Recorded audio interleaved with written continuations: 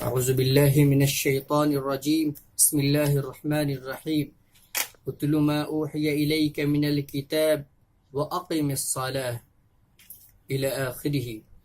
اس سے پہلے 20ویں پارے کی تفسیر بیان ہوئی تھی۔ اب یہاں سے 21ویں پارے کی تفسیر کا خلاصہ پیش کیا جا رہا ہے۔ 21ویں پارے کی پہلی آیت کے اندر اللہ تبارک و تعالی نے یہ کہا کہ اتل ما اوحی الیک من الکتاب واقم الصلاة، اے پیغمبر جو کتاب تمہارے پاس وحی کے ذریعے بھیجی گئی ہے اس کی تلاوت کرو اور نماز قائم کرو۔ اور پھر فرمایا کہ بے شک نماز بے حیائی اور برے کاموں سے روکتی ہے، اور اللہ کا ذکر سب سے بڑی چیز ہے، اور جو کچھ تم کرتے ہو اللہ ان سب چیزوں کو جانتا ہے۔ اس آیت کے اندر اللہ نے یہ فرمایا کہ جو شخص نماز کو نماز کی طرح تمام شرائط اور مکمل طور پر خشوع و خضوع اور اخلاص کے ساتھ ادا کرتا ہے تو اللہ تبارک و تعالی اسے برائی سے اور فحش کاموں سے روک دیتے ہیں۔ اس کے بعد آیت 56 کے اندر یہ ارشاد ہے کہ اے میرے بندو جو ایمان لا چکے ہو، یقین جانو میری زمین بہت وسیع ہے، لہذا خالص میری عبادت کرو۔ جب کفار مکہ نے رسول اللہ صلی اللہ علیہ وسلم اور ان کے صحابہ کو ستانا شروع کیا، اور جب ان کا ظلم حد سے زیادہ بڑھنے لگا تو اس وقت رسول اللہ صلی اللہ علیہ وسلم نے اللہ کے حکم سے صحابہ کو یہ حکم دیا کہ وہ اب ہجرت کر کے دوسری جگہ چلے جائیں اور وہاں اللہ کی عبادت کریں اور دین پر قائم رہیں۔ اسی کو اس آیت کے اندر فرمایا اللہ نے کہ اللہ کی زمین بہت وسیع ہے، اگر یہاں دقتیں آ رہی ہیں تو دوسری جگہ جاؤ اور ایمان پر قائم رہو۔ ہجرت کرنے میں ایک خوف یہ ہو سکتا تھا کہ رزق کہاں سے لائیں گے، یہاں پر تو سب کچھ سیٹ تھا، دوسری جگہ جائیں گے تو وہاں پر رزق کا معاملہ ہو سکتا ہے۔ اللہ تبارک تعالیٰ نے آیت 60 کے اندر اس کا جواب دیا اور یہ فرمایا کتنے ہی جانور ہیں جو اپنا رزق اٹھائے نہیں پھرتے، اللہ انہیں بھی تو رزق دیتا ہے اور تمہیں بھی، انہیں جب رزق دیتا ہے تو تمہیں بھی رزق دے گا۔ اللہ پر اعتماد کر کے اللہ کے حکم کی تعمیل کرو، اور جہاں پر دین پر قائم رہنا آسان ہو وہاں جاؤ اور دین پر قائم رہو۔ اس کے بعد اللہ تبارک و تعالیٰ نے آیت 69 کے اندر یہ فرمایا اور جن لوگوں نے ہماری خاطر کوشش کی ہم انہیں ضرور اپنے راستوں پر پہنچائیں گے، یقیناً اللہ نیکی کرنے والوں کے ساتھ ہے۔ اس آیت کے اندر اللہ تبارک و تعالیٰ نے ان لوگوں کے لیے بڑی خوشخبری دی ہے جو خود تو دین پر چلتے ہی ہیں، دوسروں کو بھی اللہ کے راستے، اللہ کے دین پر چلانے کی کوشش کرتے ہیں۔ اللہ تبارک و تعالیٰ نے ان کے لیے بہترین اجر عظیم کا گویا وعدہ کیا ہے۔ اس کے بعد سورہ روم شروع ہوتی ہے۔ یہ سورہ مکی ہے اور اس میں 60 آیتیں ہیں۔ اس سورت کا ایک خاص پس منظر ہے جو قرآن کریم کی سچائی اور قرآن کریم کی سچائی کا ناقابل انکار ثبوت فراہم کرتا ہے۔ جس وقت نبی پاک صلی اللہ علیہ وسلم پر یہ سورت نازل ہوئی اس وقت دنیا کے اندر دو بڑی طاقتیں تھیں، دو بڑے سپر پاور ممالک تھے، ان میں سے ایک تھا ایران اور دوسرا تھا روم۔ ایران دنیا کے ایسٹ علاقے میں تھے، یعنی اس کا جو وجود تھا، یہ جو علاقہ تھا یہ ایسٹ علاقے میں تھا مشرق کے جانب، جبکہ دوسری سلطنت جو تھی روم کی وہ بڑی طاقتور سلطنت تھی جو مکہ مکرمہ کے شمال اور مغرب میں پھیلی ہوئی تھی، نارتھ اور ویسٹ کے علاقے میں۔ شام، مصر، ایشیائی کوچک اور یورپ کے علاقے اسی سلطنت کے تحت آتے تھے۔ جو روم کا بادشاہ تھا انہیں قیصر کہا جاتا تھا، جبکہ ایران کے بادشاہ کو کسریٰ کہا جاتا تھا۔ ان دونوں کے درمیان برابر جنگ رہتی تھی اور جنگ میں روم کو فتح پر فتح حاصل ہوتی جا رہی تھی. کتنے ہی علاقے ان لوگوں سے، یعنی جو روم والے تھے ان لوگوں سے انہوں نے چھین لیے ایران والوں نے، یہاں تک کہ وہ بیت المقدس میں عیسائیوں کا جو مقدس ترین کلیسا تھا اسے بھی تباہ کر ڈالا اور رومیوں کو پیچھے دھکیلتے ہی رہے. اور روم کے جو اس وقت کے بادشاہ تھے جن کا نام ہرقل آتا ہے، وہ اپنی پناہ کی تلاش میں پھر رہا تھا. ایران کی حکومت چونکہ بت پرست تھی، بت پرست نہیں بلکہ آتش پرست تھی، اور اللہ کی کتابوں پر یہ قوم ایمان نہیں رکھتی تھی. اور جو مشرکین تھے مکہ کے ان کا بھی یہی حال تھا. یہ تورات و انجیل پر ایمان نہ رکھ کے بتوں کی عبادت کرتے تھے. تو یہ لوگ ایران والوں کی کامیابی سے خوش ہو رہے تھے اور بہت خوش ہوتے تھے کہ یہ بھی ہماری طرح جو اللہ کی کتاب ہے ان لوگوں پر یقین نہیں رکھتے، اور یہ لوگ بھی گویا پجاری ہیں، وہ آگ کی پوجا کرتے ہیں، ہم بتوں کی پوجا کرتے ہیں. اس صورت کے بالکل شروع میں اللہ نے یہ پیشن گوئی فرما دی کہ روم کو جلد ہی فتح حاصل ہونے والی ہے. اگرچہ ابھی شکست ہو رہی ہے لیکن جلد ہی چند سالوں میں ان کو فتح حاصل ہوگی اور روم والے ایران والوں پر غالب آ جائیں گے. اور پھر یہ فرمایا کہ اسی دن مسلمانوں کو ایک خوشی بھی حاصل ہوگی. یہ دونوں چیزیں لوگوں کو اس وقت عجیب لگی.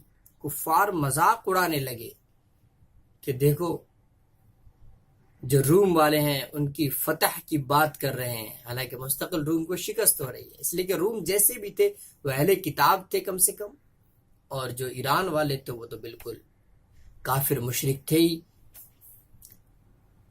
تو اس وقت مکہ کے اندر جب ان لوگوں نے مذاق اڑانا شروع کیا تو ابوبکر صدیق رضی اللہ تعالی عنہ نے ان مشرکین کے جو سردار تھے ابی بن خلف ان سے شرط لگائی. ابوبکر صدیق رضی اللہ تعالی عنہ نے کہا کہ آئندہ 9 سالوں کے درمیان 9 سال گزرتے گزرتے روم والے ایران والے پر فاتح ہو جائیں گے اور غالب ہو جائیں گے. تو اس نے بھی شرط لگا لی، اور شرط اس بات پر لگی کہ جو بھی شرط کے اندر ہارے گا اس کو 100 اونٹ دینے پڑیں گے. اگر ایران کی فتح ہوتی ہے تو حضرت ابوبکر صدیق رضی اللہ تعالیٰ عنہ کو دینا ہے، اور اگر روم کی فتح ہوتی ہے تو پھر ابی بن خلف کو دینا پڑے گا. آئندہ 7 سال کے بعد اللہ تبارک و تعالیٰ نے روم والوں کو فتح دی کہ جب ان کی جو شکست کا سلسلہ تھا یعنی روم والوں کی وہ جاری تھا، یہاں تک کہ وہ قیصر کے پایہ تخت قسطنطنیہ کی دیواروں تک، ایران والے قسطنطنیہ کی دیواروں تک پہنچ چکے تھے، اور ہرقل تیونس کی طرف بھاگنے پر اس وقت مجبور ہو گیا تھا.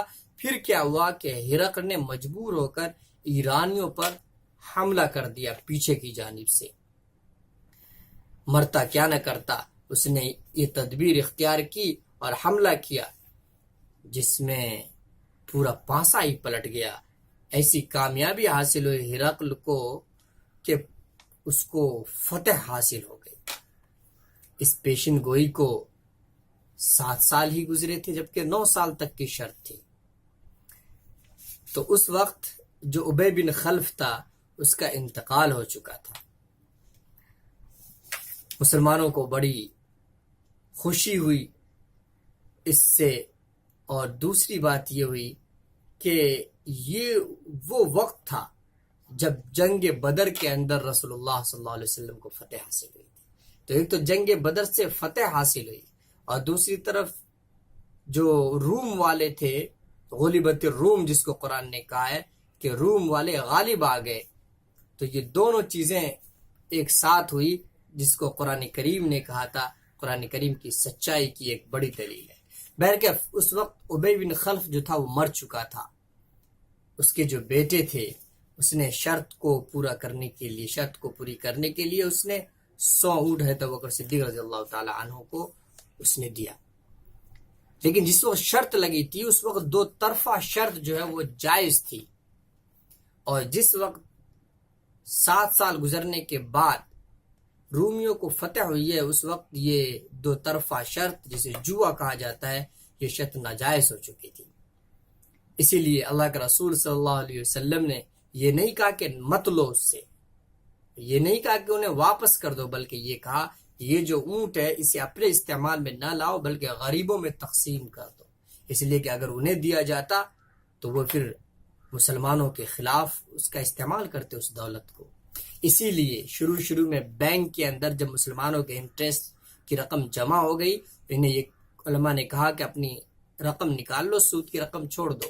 تو عیسائی مشنریز جو باہر سے آتی تھی انہیں اس وقت کی انگریز حکومتوں نے دے دیا، اور جن پیسوں کا عیسائی مشنریز نے مسلمانوں کے خلاف استعمال کیا. اسی لیے اس وقت پھر اس کے بعد یہ فتویٰ دیا گیا کہ مسلمان بینکوں کے اندر اپنی رقم نہ چھوڑے بلکہ وہاں سے نکال لے، اور نکالنے کے بعد پھر غریبوں پر بغیر ثواب کی نیت سے خرچ کر دے. تو گویا یہ جو علماء کا فتویٰ ہے یہ ہے ابوبکر صدیق رضی اللہ تعالی عنہ کے اس واقعے کی گویا نظیر ہے. گویا اسی لیے سورہ روم کی آیت 2 سے لے کر 6 تک روم کی فتح، مسلمانوں کو اللہ کی طرف سے عطا کردہ فتح پر خوشی ہونے کا ذکر ہے. آیت 21 میں اللہ نے فرمایا کہ عورت کو محبت و سکون کا ذریعہ بنایا گیا ہے. چنانچہ ارشاد ہے اور اللہ کی ایک نشانی یہ ہے کہ اس نے تمہارے لیے بیویاں پیدا کی تاکہ تم ان کے پاس جا کر سکون حاصل کرو، اور تمہارے درمیان محبت اور رحمت کے جذبات رکھ دیے. یقیناً اس میں ان لوگوں کے لیے بڑی نشانیاں ہیں جو غور و فکر سے کام لیتے ہیں. اس کے بعد آیت 22 کے اندر زمین و آسمان کے وجود اور انسان کی زبان و رنگ کے اختلاف کو قدرت کی نشانی قرار دیا گیا ہے. لہذا اگر کوئی کالا ہے، کوئی گورا ہے، یا کوئی کسی اور رنگ کا ہے، یا کسی کی زبان کچھ ہے، کسی کی انگریزی، کسی کی اردو، کسی کی بنگالی، کسی کی عربی، کسی کی ہندی، تو یہ اللہ کی قدرت کی نشانی ہے. اختلاف السنہ اللہ کی قدرت کی نشانی ہے، یہ کوئی عیب نہیں. اس کے بعد اللہ تبارک و تعالیٰ نے فرمایا کہ اللہ کی تخلیق میں تبدیلی کا کسی کو حق نہیں. آیت 30 کے اندر اللہ نے فرمایا اس لیے انسان کو جس فزیولوجی کے ساتھ، جس خلقت کے ساتھ اللہ نے پیدا کیا ہے، جس ڈھانچے کے ساتھ، اس کے اندر ایسی تبدیلی کر دینا کہ جس کی وجہ سے جسم کی جو فطری صلاحیت ہے وہ ختم ہو جائے، اس کے اندر تبدیلی ہو جائے، یہ گناہ ہے. اس لیے نسبندی کے ذریعے بالکل جو تولد کا سلسلہ ہے اس کو ختم کر دینا، یا بلا ضرورت پلاسٹک سرجری وغیرہ کرانا علماء نے لکھا ہے جائز نہیں، اس لیے کہ اللہ کی تخلیق میں گویا یہ تبدیلی کرنا ہے. اس کے بعد آیت 38 کے اندر یہ حکم دیا کہ رشتہ دار، مسکین اور مسافر کو اس کا حق دو. اس کا مطلب یہ ہوا کہ زکوٰۃ و صدقات جو ہم غریبوں کو دیتے ہیں ان کا حق ادا کرتے ہیں، ہم کوئی ان پر احسان نہیں کرتے. اسی لیے پیچھے اللہ تبارک و تعالیٰ نے فرمایا 3 پارے کے اندر کہ جو لوگ احسان جتلاتے ہیں وہ اپنی صدقات کو، اپنے اور زکوٰۃ کو ضائع کرتے ہیں، برباد کرتے ہیں. آیت 41 کے اندر اللہ نے یہ فرمایا کہ زمین اور دریاؤں کے اندر، یعنی بر و بحر کے اندر جو فسادات برپا ہوتے ہیں، جو نقصان ہوتا ہے انسانوں کا، وہ انسانوں کے خود اپنے برے اعمال کی پاداش میں ہوتے ہیں. اس کے بعد سورہ لقمان شروع ہوتی ہے. یہ سورہ مکی ہے اور اس میں 34 آیتیں ہیں. حضرت لقمان کے بارے میں یہ بات اس وقت بھی مشہور تھی کہ وہ بہت بڑے دانش مند تھے، بہت ہی وائز تھے، اور اتنے عقل مند، اتنے بڑے دانش مند، اتنے بڑے انٹلیکچول تھے کہ لوگ ان کی باتوں کو بطور مثال پیش کرتے تھے. شاعر اپنے شعر کے اندر ان کی باتوں کی مثال دیتے اور بطور نظیر پیش کرتے تھے. اللہ تبارک و تعالیٰ نے اس صورت کے اندر فرمایا کہ وہ جو لقمان تھے، حکیم، دانشمند، عقل مند، وہ بھی تو توحید کے قائل تھے، انہیں جب اتنا بڑا عقل مند مانتے ہو تو اس کی یہ بات بھی مانو کہ اللہ کے ساتھ کسی کو شریک ٹھہرانا ظلم ہے، اور اللہ کے علاوہ کسی کی عبادت، کسی کی پوجا کرنا سراسر غلط ہے۔ اس کی یہ بات کیوں نہیں مانتے؟ چنانچہ آیت 12 سے آگے ان کا تذکرہ ہے، ان کی نصیحتیں بیان ہوئی ہیں حضرت لقمان کی۔ اللہ نے فرمایا اور ہم نے لقمان کو دانائی عطا کی اور ان سے کہا تھا کہ اللہ کا شکر کرتے رہو، اور جو کوئی اللہ کا شکر ادا کرتا ہے وہ خود اپنے فائدے کے لیے کرتا ہے، اور اگر کوئی ناشکری کرتا ہے تو اللہ اس سے بے نیاز ہے۔ بذات خود قابل تعریف اور وہ وقت یاد کرو جب لقمان نے اپنے بیٹے کو نصیحت کرتے ہوئے کہا تھا کہ میرے بیٹے، اللہ کے ساتھ کسی کو شریک نہ ٹھہرانا، یقین جانو شرک بہت بڑا ظلم ہے۔ اس کے بعد جو اور نصیحتیں کی ہیں ان میں سے ایک نصیحت یہ کی کہ اپنے گال کو مت پھلاؤ، یعنی تکبر کی وجہ سے چہرہ ایسے بنا کے رکھنا کہ جیسے بالکل منہ بند ہو، گال پھلا ہوا ہو، مسکراہٹ نام کی کوئی چیز نہیں، غریب لوگوں کو، اپنے سے کم درجے لوگوں کو دیکھ کر ایسی حیت بنا کے رہنا متکبرانہ انداز میں، یہ بالکل غلط ہے اور اخلاق کے منافی ہے۔ اسی لیے فرمایا کہ اپنے گال مت پھلانا اور زمین پر اتراتے ہوئے مت چلنا، تکبر نہیں۔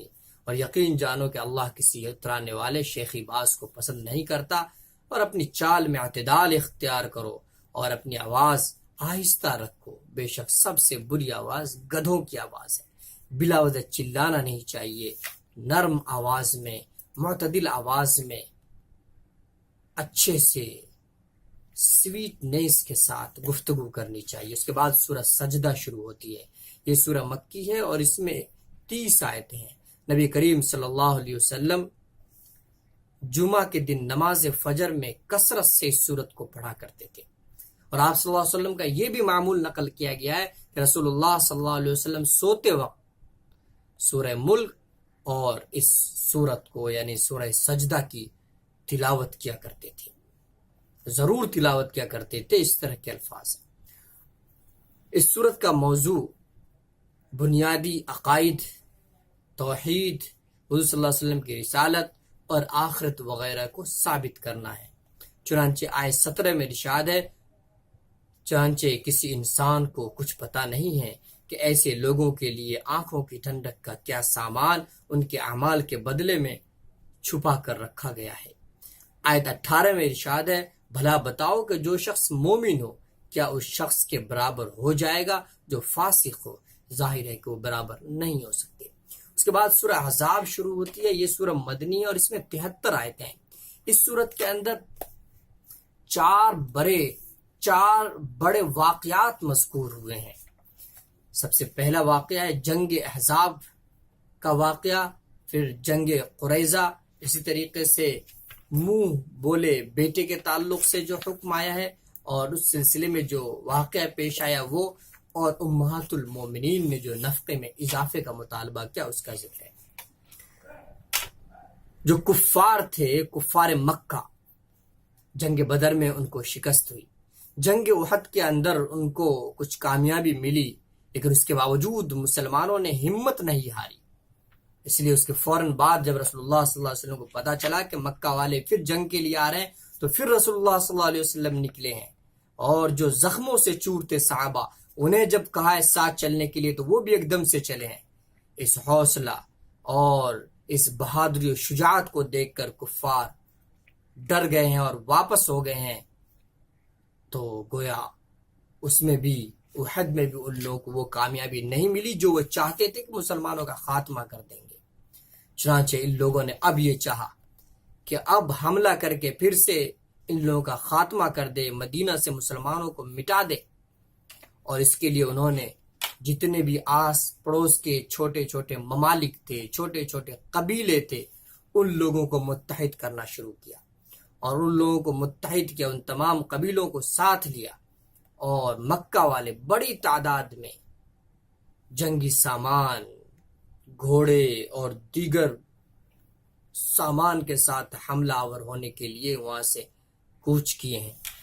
رسول اللہ صلی اللہ علیہ وسلم کو جب اس کی اطلاع ہوئی کہ کفار بڑی تیاری کے ساتھ حملہ آور ہونے والے ہیں مدینے پہ، تو مشورہ کیا ہے کہ کیا تدبیر اختیار کی جائے۔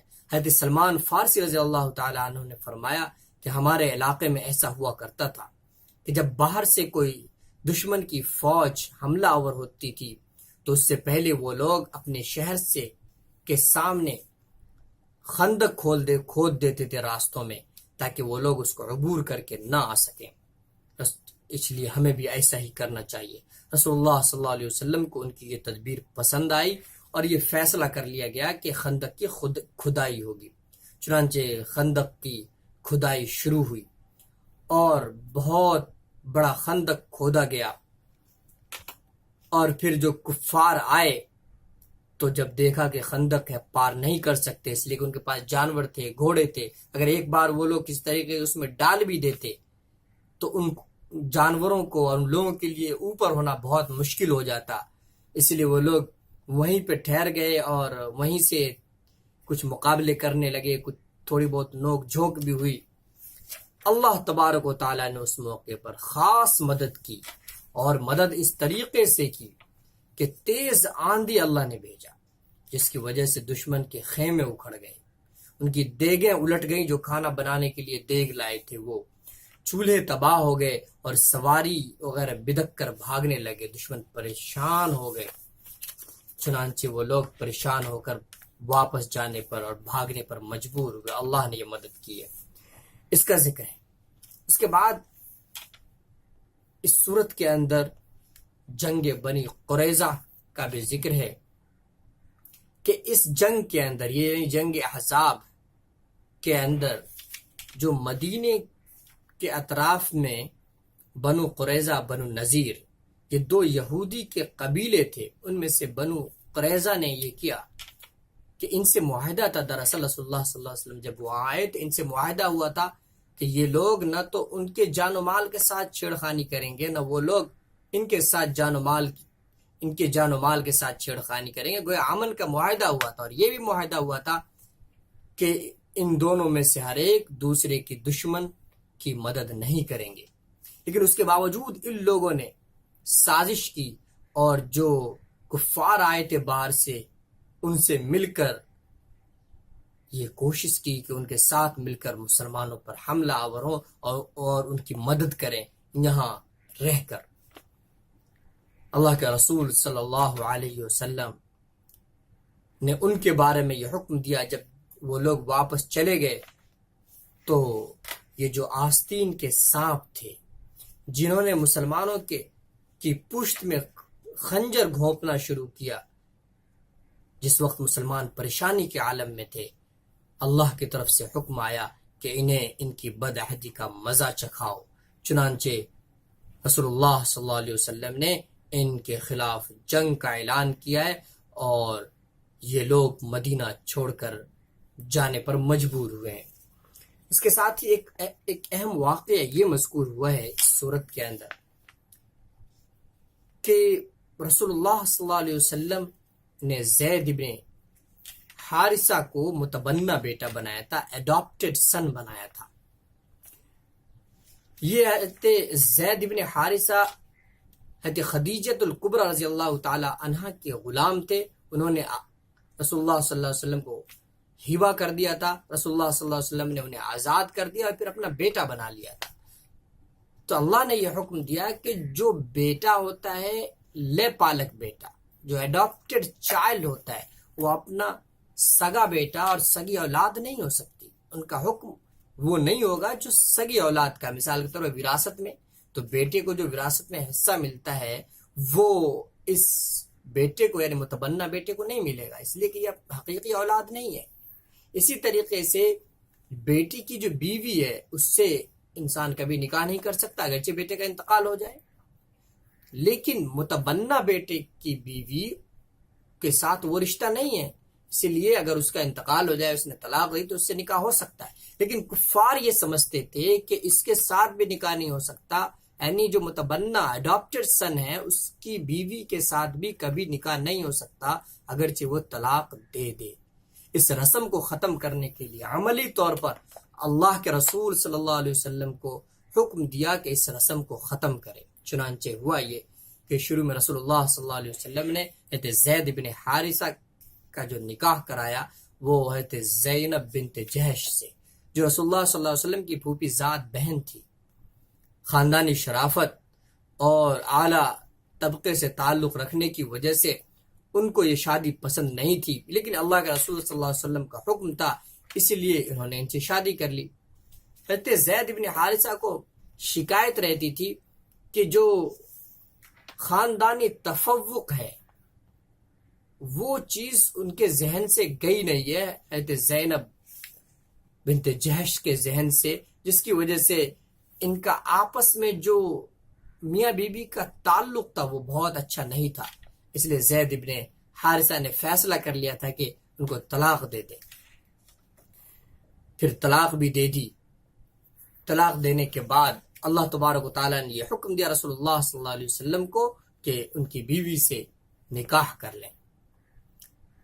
رسول اللہ صلی اللہ علیہ وسلم کو اس لیے حکم دیا گیا کہ یہ مشکل ہے، لوگوں کے اعتراضات ہوں گے، ہونے دیجئے، لیکن یہ اللہ کا حکم ہے، اس لیے کہ لوگوں کے ذہن میں جو بسا ہوا ہے کہ جو لے پالک اور متبنہ بیٹے تو وہ بھی ویسے ہی ہوتے ہیں جیسے اپنے بیٹے، تو یہ چیز ان کے ذہن و دماغ سے نکلنی چاہیے۔ اسی لیے رسول اللہ صلی اللہ علیہ وسلم کو حکم ہوا ہے اور آپ نے زینب بنت حارثہ سے نکاح کیا ہے۔ اسی نکاح کے ولیمے میں پردے کے احکام پر مشتمل آیتیں بھی نازل ہوئی ہیں جو اس صورت کا حصہ ہے۔ تیسرا واقعہ یہ ہوا کہ امہات المومنین رسول اللہ صلی اللہ علیہ وسلم کی جو بیویاں تھیں ان لوگوں نے مطالبات کیے، اور ان کے مطالبات یہ تھے کہ ان کے نفقے میں اضافہ کیا جائے۔ ظاہر سی بات ہے کہ عام عورتوں کے لیے یہ کوئی عجیب سوال بھی نہیں اور ناجائز مطالبہ بھی نہیں کہ شوہر کی کمائی جو تھی وہ تھی، لیکن اچانک ان کی کمائی میں اضافہ ہو گیا، مال و دولت سے اللہ نے بہت زیادہ نواز دیا، تو اب بیوی کو حق ہے کہ وہ کہے کہ جتنا آپ خرچ مجھ پہ کرتے تھے اس سے کچھ زیادہ کیجئے، کچھ اچھا رہنے سہنے اور کھانے کا انتظام میرے لیے کیجئے، جو غلط نہیں ہے۔ لیکن اللہ کے رسول صلی اللہ علیہ وسلم کی بیویاں اور عورتوں سے بالکل الگ تھی۔ وہ رسول اللہ صلی اللہ علیہ وسلم کی مشن کی ساتھی تھی، اور آخرت کے انعامات کے سامنے ان کو اس طرح کے مطالبات نہیں کرنے چاہیے تھے، اس لیے کہ یہی کتنا بڑا شرف ان کے لیے کہ وہ نبی کے نکاح میں موجود ہے۔ اس لیے جب انہوں نے ایسا مطالبہ کیا تو اللہ کو ناگوار گزرا، اور یہ کہا گیا کہ آپ ان سے کہہ دیجئے کہ انہیں نبی کے نکاح میں رہنے کا شرف چاہیے، اللہ کے دین میں مدد کرنے کا شرف چاہیے، یا پھر انہیں مال و دولت چاہیے۔ اگر انہیں مال و دولت سے ہی زیادہ محبت ہے تو وہ علیحدہ ہو کے اپنی زندگی گزار سکتی ہیں، اور رسول اللہ صلی اللہ علیہ وسلم کو حکم دیا کہ اگر وہ مال و دولت ہی ان کو زیادہ محبوب ہے تو آپ ان کو طلاق دے دیجئے۔ ان لوگوں کو یہ دونوں اختیارات دیے گئے کہ کیا آپ رسول اللہ کے ساتھ رہ کر ان کا جو دینی مشن ہے اور جو اللہ تبارک و تعالیٰ نے جو حکم اور پیغام دیا ہے، جس کام کے لیے بھیجا، اس میں ان کے ساتھی بن کر آپ لوگ رہنا چاہتی ہو، پیغمبر اعظم کے نکاح میں رہنے کا شرف حاصل کرنا چاہتی ہو، یا مال و دولت چاہیے؟ اگر مال و دولت چاہیے تو پھر ان سے طلاق لے لو، اپنی دنیاوی عیش کی زندگی جیسے چاہو گزارو، لیکن رسول اللہ صلی اللہ علیہ وسلم کے ساتھ رہنا ہے تو اسی طریقے سے رہنا ہوگا جس طریقے سے رسول اللہ حکم دیں، اور جو بھی آپ کے ضروریات کے لیے دیں اسے قبول کرنا ہوگا۔ بہرکیف ان بیویوں کو، ان امہات المومنین کو اپنی غلطی کا اعتراف ہوا، اور رسول اللہ صلی اللہ علیہ وسلم کے ساتھ رہنے کو ہی ترجیح دی۔ اس کے بعد آیت 4 میں ارشاد ہے، اللہ نے کسی بھی شخص کے سینے میں 2 دل نہیں دیے۔ ہوا یہ کہ کفار جو تھے رسول اللہ صلی اللہ علیہ وسلم سے کہتے تھے کہ ٹھیک ہے آپ اللہ کی عبادت کرتے ہو، کرو، ان کی بھی عبادت کرو، اور آپ ہمارے ساتھ ہمارے معبود کو بھی مانو، ان کو بھی مانو، ان کو بھی مانو۔ اللہ نے کہا کہ نہیں، یہ دل جو ہے صرف ایک طرف ہونا چاہیے، یا تو وہ اللہ کی طرف ہوگا تو صرف اللہ کی طرف سے ہوگا، اللہ کی طرف ہوگا، اور اگر دوسرے کی طرف ہوگا تو گویا اس کا دل اللہ کی طرف نہیں ہے بلکہ غیر اللہ کی طرف ہے، اللہ کی نافرمانی کی طرف ہے۔ یہ نہیں ہو سکتا کہ ایک آدمی اللہ کی بھی عبادت کرے اور غیر کی بھی عبادت کرے۔ اس طریقے سے آیت 9 میں اللہ نے ارشاد فرمایا، اے ایمان والو، یاد کرو اللہ نے اس وقت تم پر کیسا انعام کیا جب تم پر بہت سے لشکر چڑھ آئے تھے، پھر ہم نے ان پر ایک آندھی بھی بھیجی۔ یہ آیت اور بھی آگے ٹکڑا ہے آیت کا، جس میں دراصل غزوہ خندق کے بارے میں یہ آیت نازل ہوئی ہے، جس کو میں نے ابھی بتایا۔ اس کے بعد آیت 26 میں ارشاد ہے، اور جن اہل کتاب نے دشمنوں کی مدد کی تھی انہیں اللہ ان کے قلعوں سے نیچے اتار لایا اور ان کے دلوں میں رعب ڈال دیا۔ یہ وہی غزوہ، وہ جو یہودی تھے یعنی بنو قریظہ والے، ان کی طرف اشارہ ہے کہ ان کو بعد میں سزا دی گئی۔ اسی طریقے سے آگے اللہ تبارک و تعالیٰ نے یہ فرمایا کہ اے نبی اپنی بیویوں سے کہو کہ اگر تم دنیاوی زندگی اور اس کی زینت چاہتی ہو تو آؤ میں تمہیں کچھ تحفے دے کر خوبصورتی کے ساتھ تمہیں رخصت کر دوں، اور اگر تم اللہ اور اس کے رسول اور آخرت کے طلبگار ہو تو یقین جانو اللہ نے تم سے نیک خواتین کے لیے شاندار انعام تیار کر رکھا ہے۔ اللہ تم جیسے نیک خواتین کے لیے انعام تیار کر رکھا ہے، تو تمہیں کیا چاہیے؟ دنیاوی انعام چاہیے یا اخروی انعام چاہیے؟ چنانچہ ان آیات کے احکام کے مطابق حضور صلی اللہ علیہ وسلم کے ازواج مطہرات کو یہ پیشکش فرمائی، اور ازواج مطہرات نے اس کے جواب میں حضور صلی اللہ علیہ وسلم کے ساتھ رہنے کو پسند کیا، خواہ اس کے لیے کیسی ہی تنگی کیوں نہ برداشت کرنی پڑے۔ اللہ تبارک و تعالی ہمیں قرآن کریم کو سمجھنے اور اس پر عمل کرنے کی توفیق عطا فرمائے۔